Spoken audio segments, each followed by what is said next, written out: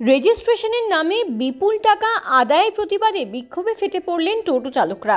সোমবার সকাল থেকে শামশেরগঞ্জের ডাকবাংলা মোড় এলাকায় দফায় দফায় বিক্ষোভ দেখান টোটো চালকরা।